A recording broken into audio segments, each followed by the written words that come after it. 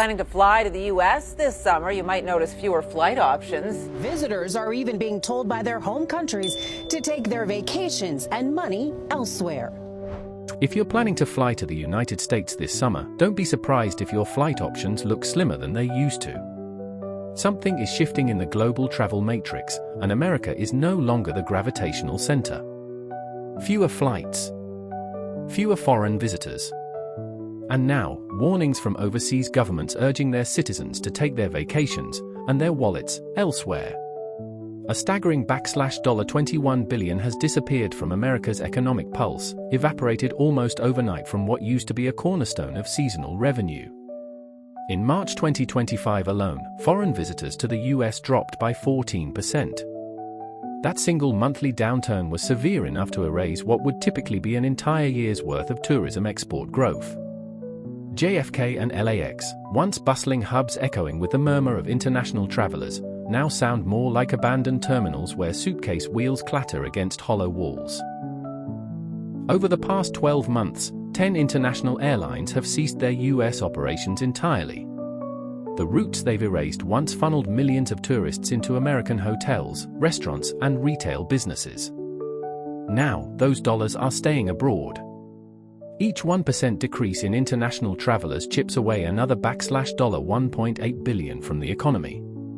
It's a domino effect that doesn't just impact airports, it stretches far and deep into tour operators, local eateries, hotel chains, rideshare services, and more.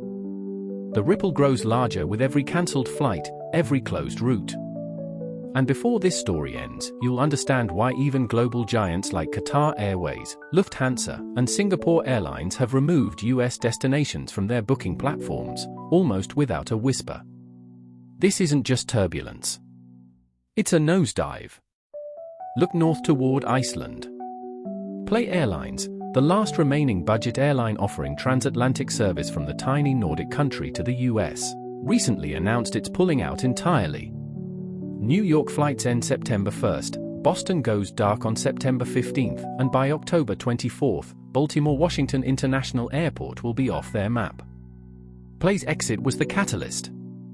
Within 30 days of their pull-out announcement, arrivals from northwestern Europe to the US plummeted by 17%. This is the first double-digit decline since the initial post-pandemic recovery. It's not just Iceland feeling the shift. A major hotel executive told Bloomberg that bookings from Europe for US stays this summer are already down 25%. Meanwhile, global reservations are still rising elsewhere. Translation? Toronto and Barcelona are thriving, while Las Vegas and Miami suffer. Why? Airline strategists will tell you the economics simply don't make sense anymore.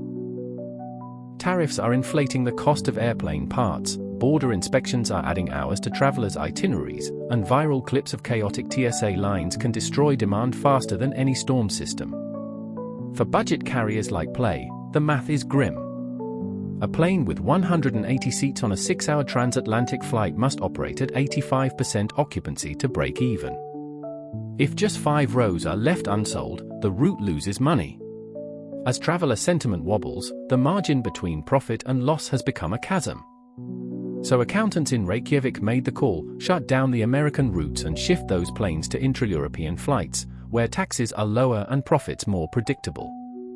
That decision reverberates through the US economy.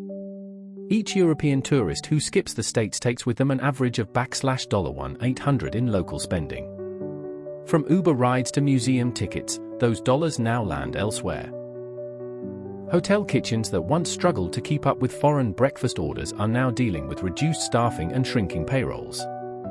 The warning lights are blinking everywhere. Analysts are ringing alarm bells, warning that the collapse is no longer isolated to major coastal cities. It's moving inland, spreading like a contagion through the Midwest and South.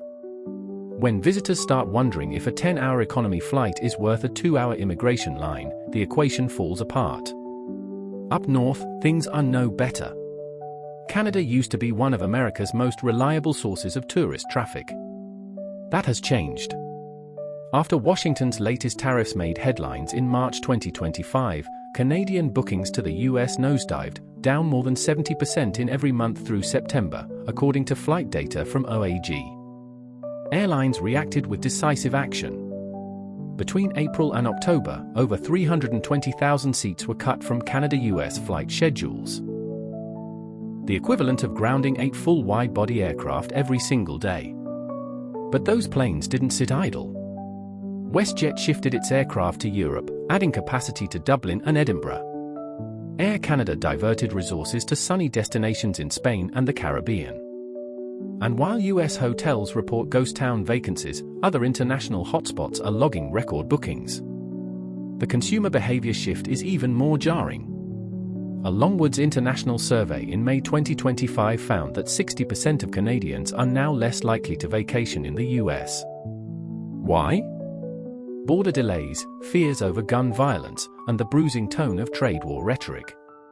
Older travelers especially are pulling back. After age 50, many say the US just isn't worth the hassle anymore. That sentiment isn't just personal, it's economic. Every Canadian family that redirects their holiday spending to Mexico or Japan strips nearly $2000 from the US economy. And when those tourism dollars vanish, the consequences spread far and wide. Restaurants that serve fewer dinners, Broadway shows that sell fewer tickets, and retailers who lose their seasonal cushion.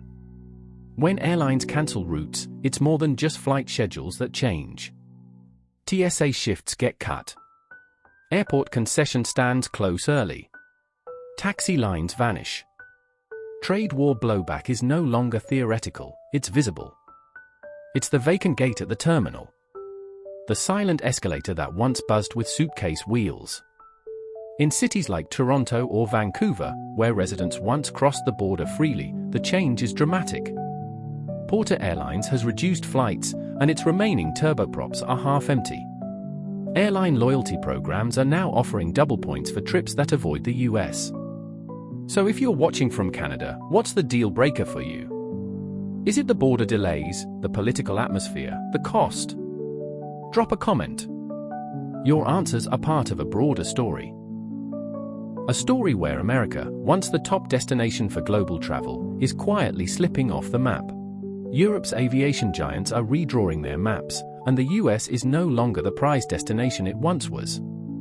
On April 29, 2025, Lufthansa CEO Carsten Spohr announced the company would slash its planned fourth-quarter growth in US capacity from 6% to just 3%. The cause? Tariffs imposed during the Trump administration, which continue to erode demand. Those airplanes aren't staying grounded, they're flying elsewhere, specifically to Asia. Internal scheduling data from Lufthansa confirmed the pivot. Their prized Airbus A350-900s are being shifted from US routes to Frankfurt-Seoul and Frankfurt-Shanghai sectors, where demand remains robust and rising. These fuel-efficient aircraft were once fixtures at US gateways. Now they're bringing their high-yield business-class cabins to Asia, where the appetite for premium travel is still growing. This isn't an isolated decision. In late May, the Financial Times reported that Air France-KLM's bookings to the US for May and June 2025 had dropped by 2.4%. In response, the airline group began redeploying its long-haul Boeing 777s to destinations like Tokyo and Singapore, routes now viewed as safer bets for steady revenue. Even British Airways is pulling back. Engine part shortages forced the airline to suspend its Gatwick, New York service from December 2024 through March 2025. That single cut eliminated more than 100 flights during a critical travel season. The financial impact is enormous. Each wide-body plane rerouted from the US to Asia takes with it not just passengers, but an entire revenue stream. A typical Frankfurt to Seoul flight can bring in over $80,000 in daily ticket sales. That's money that once went into American cities, hotels, restaurants, car rentals, Broadway tickets, but is now redirected to Seoul's boutiques and night markets. Bernstein analysts estimate that if this trend continues, the US could lose up to 1 million high-spending European travelers annually. That would equate to another $1.8 billion wiped from already strained local economies. The Pacific Theater paints an even more dramatic picture. On October 24, 2025, Jetstar will operate its final flight between Sydney and Honolulu, ending a 19-year link that once brought thousands of Australian tourists to Hawaii each year. Jetstar's departure from US airspace is not symbolic, it's surgical.